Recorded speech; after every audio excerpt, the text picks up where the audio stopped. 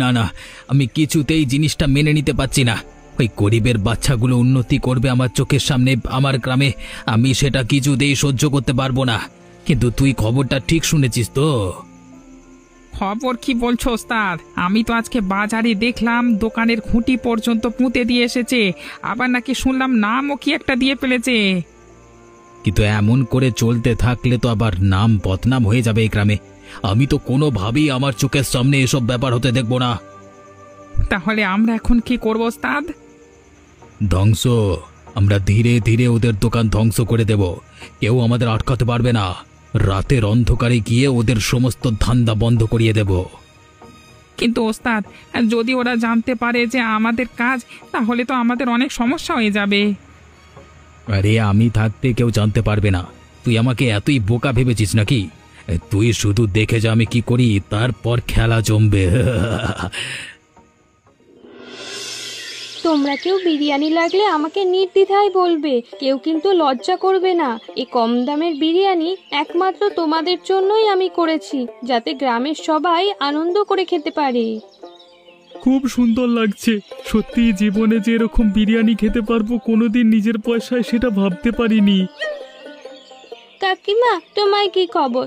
নতুন দোকান করে আমাকে তো একদম ভুলেই গেছো। আরে পাগলি, তোকে ভুলতে যাব কেন? আয় আয়, দেখ কত সবাই বসে বসে খাচ্ছে, তুইও বসে পড়। এখন খাবো না, তোমার সাথে আমি এখন কাজ করতে চাই। তোমাকে কি কোনোভাবে আমি সাহায্য করতে পারি? ওরে পুচকে মে, তোকে আর এত কাজ করতে হবে না, তুই এসেছিস এটাই অনেক। আজকে আমি বাড়ি যাবার সময় তোর সাথে দেখা করে যেতাম। দুদিন তো তোর সাথে ভালো করে দেখাই হয়নি, এদিকে ব্যস্ত ছিলাম বলে। আমি তো বাড়ি থেকে বিরিয়ানির গন্ধ পাচ্ছিলাম, তাই জন্যই তো এখানে চলে এলাম। এখন দেখছি কতজন সবাই মিলে খাচ্ছে। তুমি তাহলে আমাদের জন্য একটা ব্যবস্থা করলে বলো? করলাম তো বটেই। এখন বাজারে বিরিয়ানির যা দাম, আমাদের মতো গরিব মানুষেরা যাদের ইচ্ছে হলেও উপায় নেই, তাদের জন্যই তো এই ব্যবস্থা করলাম। আমি তাহলে আজকে থেকে প্রত্যেক দিন সকালে এখানে চলে আসব, তোমার সাথে অনেক কাজ করব দুজনে মিলে। আচ্ছা আচ্ছা, সে আসিস, কোনো অসুবিধা নেই। আপাতত তুই বসে পড়, সবাই যখন খাচ্ছে শেষে দেখবি সব কিছু ফুরিয়ে গেছে, তখন আর পাবি না। বলছো যখন তখন দাও, বসে পড়ি, আমারও একটু একটু খিদে পেয়েছে। কি রানাদা, তাহলে শেষমেশ আমাদের ভালোর জন্য তুমি বিরিয়ানির দোকানটা খুলেই ফেললে? হ্যাঁ, সত্যি ভীষণ আনন্দ হচ্ছে আমার, বুঝলে? আরে আমি কোথায় খুললাম দাদা? আমার স্ত্রীর সাহায্য না পেলে আমি তো খুলতেই পারতাম না এই বিরিয়ানির দোকান। তাই জন্যই বুঝি নাম রেখেছো বউয়ের হাতের বিরিয়ানি। হ্যাঁ, তাছাড়া আর কি, দুজনে মিলে কথা বলতে বলতে হঠাৎ করে আমার মাথাতে এই নামটাই এলো। সেই কারণে আর বেশি চিন্তা ভাবনা না করে এই নামটাই রেখে দিলাম। বুঝতে পেরেছি। তাহলে আমিও কিন্তু যাব একদিন কাজ ফাঁকা হলে। হ্যাঁ, আরে এসো এসো ভাই, আমি তো বারণ করিনি, তোমাদের জন্যই তো আমি এসব করেছি।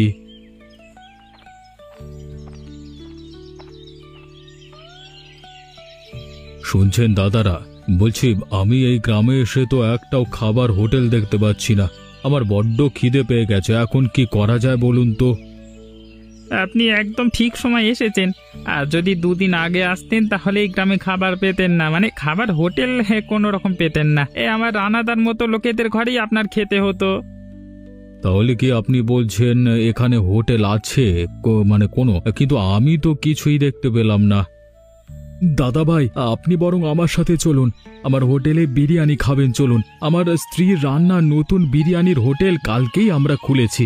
খুব অল্প দাম, আর আপনাকে তো মনে হচ্ছে এই গ্রামে নতুন এসেছেন, আপনাকে কোনো দাম দিতে হবে না। সত্যি কথা বলতে কি দাদা, আমার কাছে তেমন একটা টাকা পয়সা নেই, যদি আমাকে খাওয়াতেন তাহলে খুব উপকার হতো। নিশ্চয়ই নিশ্চয়ই, এটা আবার লজ্জা পাবার কি আছে? চলুন চলুন, আমার সাথে চলুন, আপনাকে কোনো পয়সা দিতে হবে না। এই যে কিরণ দাদা, তুমি মাংসটা তাড়াতাড়ি তৈরি করে দাও, না হলে ওইদিকে আবার খাবারের টানাটানি পড়ে যাবে। দাদা, ওই দেখো মাংস দোকানে কিরণ বাড়ি যাচ্ছে, বেটাকে একবার ডাকবো নাকি? ডাকতে তো হবেই, তুই চুপ করে বস, আমি ডাক দিচ্ছি। আরে ও কিরণ দাদা, আরে এদিকে আবার এসো তো, তোমার সাথে কথা আছে।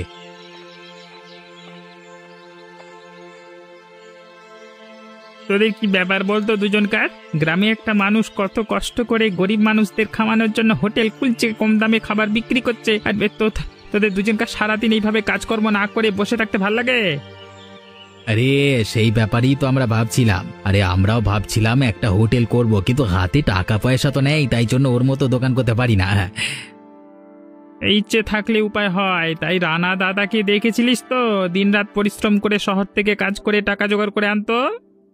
আরে ওসব কথা ছাড়, আমি তো শুনতে পেলাম তোমার দোকান থেকে ওনাকে মাংস কিনছে, তা সব দাম দিচ্ছে তো, নাকি না কিছু বাকি রেখেছি? হ্যাঁ, ব্যবসা ওভাবে হয় না। ব্যবসা করতে গেলে ধার বাকি একটু থাকতেই হয়, আর সেসব নিয়ে তোমাদের এত মাথা ব্যথা কেন? না না, ওর জায়গা আমরা হলে আমরা পুরো টাকা পয়সা দিয়ে মাল কিনতাম, একটা টাকাও নষ্ট করতাম না ভাই। ওসব শুনতেই ভালো লাগে। আর তোমাদের তো দেখতেই পাচ্ছি জীবনে কোনো কিছু নেই, সারাক্ষণ শুধু মানুষের নিয়ে কথা বলা। আমি যখন প্রথম দোকান করেছিলাম তখন তো আমার পেছনে লেগেছিলে, এখন তাহলে কি আবার রানা দাদার পেছনে লাগবার চেষ্টা করছো নাকি? মানে এইভাবে মিথ্যে অপবাদ দিতে একবারও তুমি ভেবেচিন্তে কথা বলবে না? আমি ভেবেচিন্তি কথা বলছি। আর এইভাবে লোকের পেছনে লাগা বন্ধ করো, নিজের কাজ করো গিয়ে, তাহলে দেখবে দুটো পয়সা হাতে এলে বরং খেয়ে পড়ে বাঁচতে পারবে। না হলে এমন একটা দিন আসবে তখন লোকে দেখবে তোমাদেরকে পাত্তাই দেবে না। আমি চললাম যত সব। দিনে দুপুরে চাটন খেয়ে গেলাম, না না, আমি এর প্রতিশোধ নিয়েই ছাড়বো। এই রানার বউয়ের হাতের বিরিয়ানি আমি একেবারে ধুলিস্যাৎ করে দেবো, ধুলোয় মিশিয়ে দেবো সব।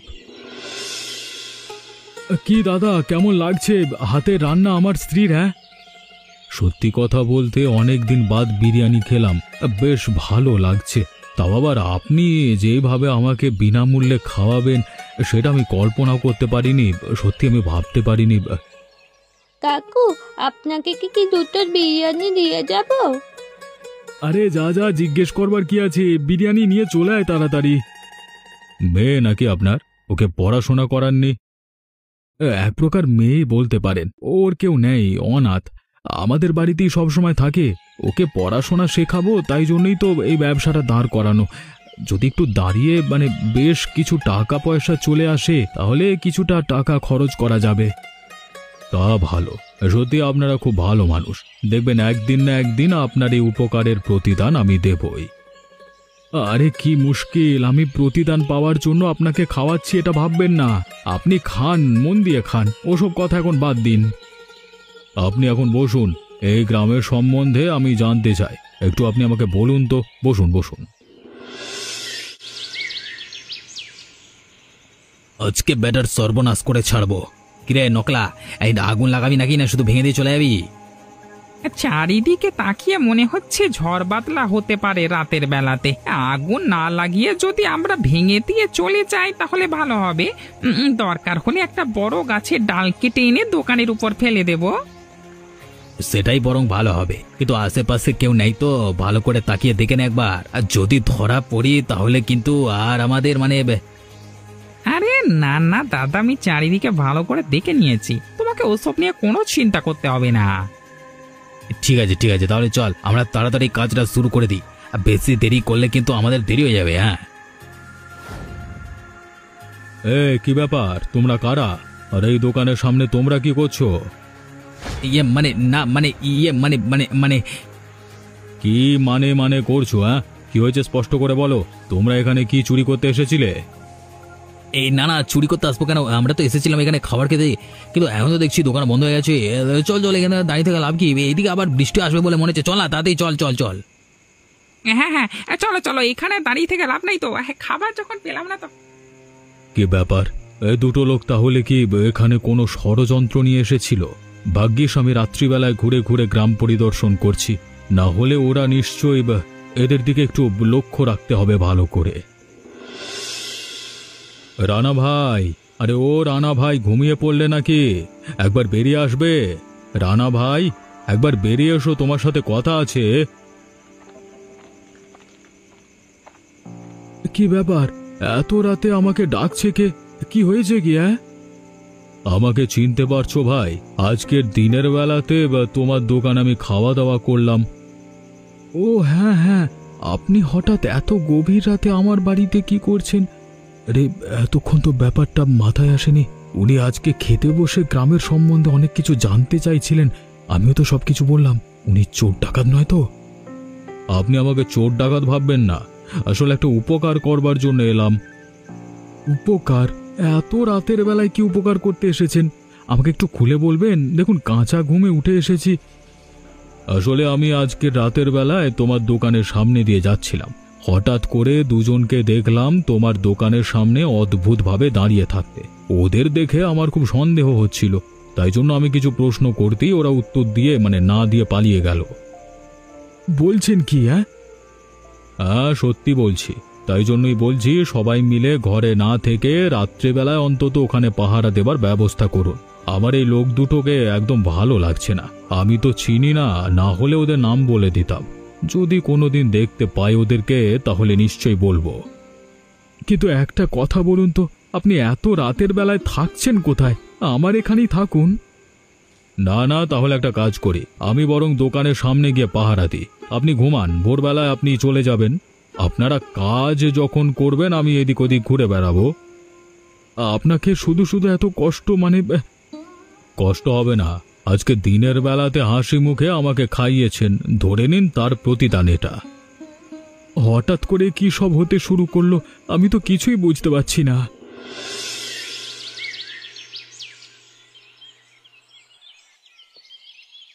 ওস্তাদ, ওস্তাদ তোমার জন্য খবর আছে ওস্তাদ।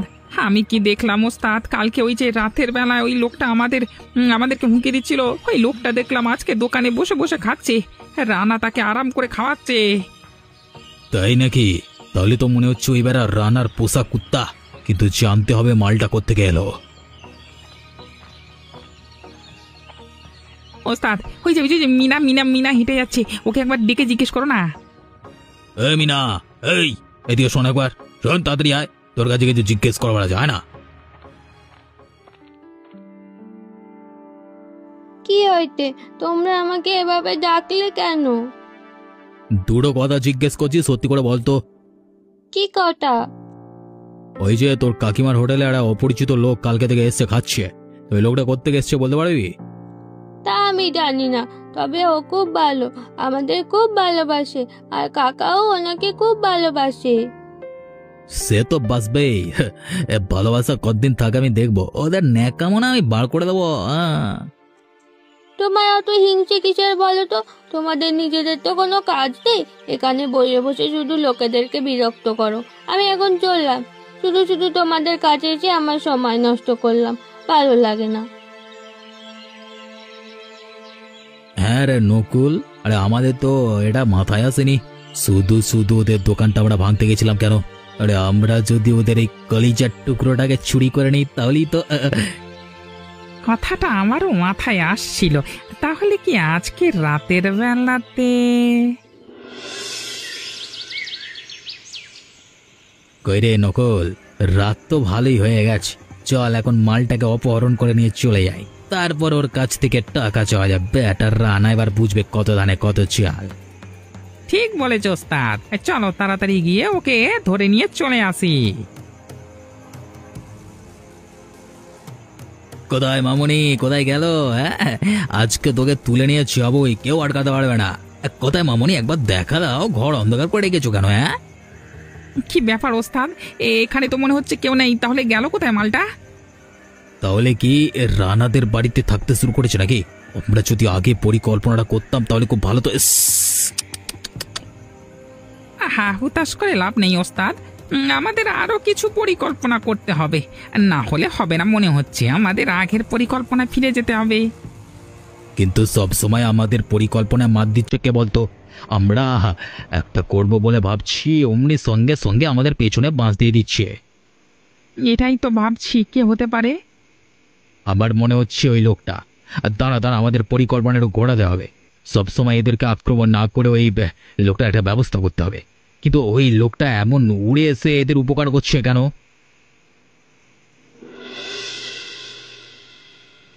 সত্যি বলছি, আপনার মাথায় এত বুদ্ধি আসে কোত্থেকে আমি তো কিছুই বুঝলাম না। আপনি কোনো না কোনোভাবে ঠিক বদমাইশদের মনোভাব জানতে পেরেছেন। আপনি কে বলুন তো? এত করে যখন জিজ্ঞেস করছো তাহলে আমার পরিচয়টা তোমাদেরকে দিয়ে দিই। আমি হলাম জেলা শাসক। আমি ছদ্মবেশে এখানে দেখতে এসেছি গ্রামের লোকেরা ভালো থাকে নাকি খারাপ। প্রথমে এসেই আমি অনেক মানুষের কাছে খারাপ ব্যবহার পেয়েছি, কিন্তু একমাত্র তোমার কাছেই ভালো ব্যবহার পেয়েছি। আমি জানতাম তুমি একদম অন্যরকম। আচ্ছা কাকু, তুমি তাহলে আমাকে ঘর থেকে এখানে নিয়ে চলে এলে কেন?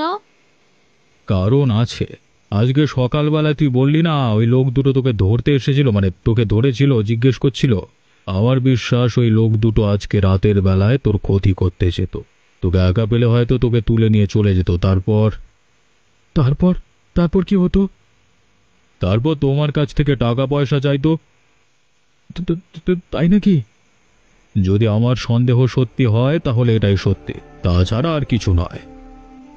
না না মিনা, তুই আর কোথাও যাবি না। আজকে থেকে আমাদের সাথেই থাকবি তুই। তোকে আর কোথাও ছাড়া যাবে না রে, একা কোথাও ছাড়া যাবে না। আচ্ছা, আপনারা তাহলে ঘুমান, আমি যাই। সে কি, এত রাতের বেলা আপনি কোথায় যাবেন? তোমাদের দোকানের কাছে যাই। বেটারা আজকে আসবে নাকি দেখি। না, মনে হচ্ছে দুজন বেটা আজকে আসেনি। আমার তাহলে পরিকল্পনাটা একদম সঠিক যাচ্ছে। আমি কোনো মতেই ওদেরকে এই পরিবারের ক্ষতি করতে দেব না। এবার বেটা কোথায় যাবি? আমাদের সব পরিকল্পনা ভেস্তে যখন মজা মারা হচ্ছে। এই বেশি হিরো হওয়ার শখ না? দেখ এখন তোকে আমরা খতম করতে এসেছি। তোদের এত বড় সাহস আমাকে ছুরি নিয়ে ভয় দেখাস? তোদেরকে কিন্তু আমি ছেড়ে কথা বলবো না। তুই কিন্তু জানিস না আমি কে। ওরে, তোকে ভয় দেখাতে আসেনি, সত্যি করে তোকে মারতে এসেছি। তোদেরকে আমি ছেড়ে কথা বলবো না। যদি এখান থেকে বেঁচে যাই তাহলে তোদেরকে শেষ করে ফেলবো। পালিয়ে চল এখান থেকে। কেউ যদি আশেপাশে আমাদের দিকে পেলে ঠেঙিয়ে বৃন্দাবনে পাঠিয়ে দেবে। তাড়াতাড়ি চলে গেলে পালা।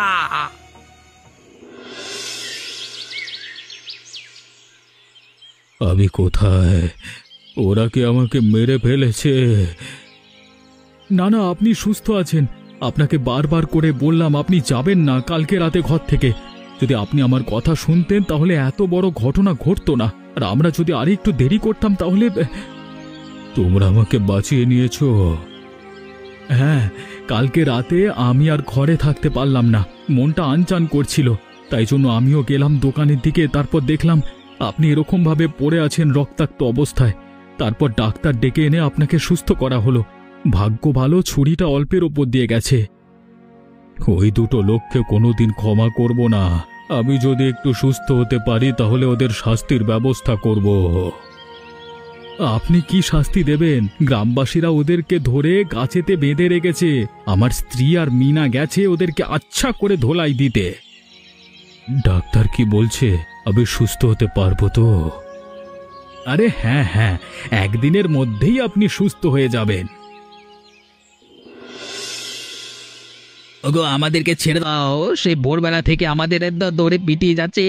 শ্বাস কষ্ট হচ্ছে না নাকি? আমাদের দয়া করে ছেড়ে দাও, প্রচন্ড কষ্ট হচ্ছে। ছাড়বো?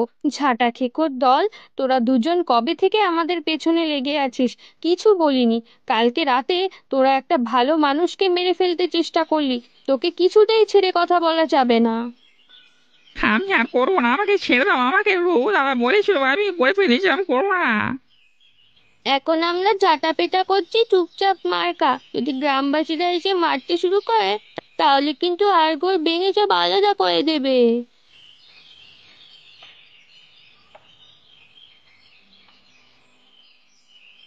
আর অনেকের দাদাকে সুস্থ হতে দাও, তারপর দেখবে তোমাদের জেল কত বছরের হয়। ওরে বাবা, আবার জেল কেন? এত মেরেও কি তোমাদের আশা মেটেনি? জেল কারণ তোরা একজন জেলা শাসককে মেরে ফেলার চেষ্টা করেছিস, সেই কারণে। জেলা শাসক? ও লোকটা কি তাহলে? ও গো রঘুদা, আমরা কি ভুল করে ফেললাম গো? আমাদের আর কিছুই হবে না গো দাদা। আমাদের সারা জীবন এবার জেলে পচে মরতে হবে। সেটাই ভালো হবে। অন্তত তোমাদের মতো শয়তানদের হাত থেকে এই গ্রামটা মুক্তি পাবে।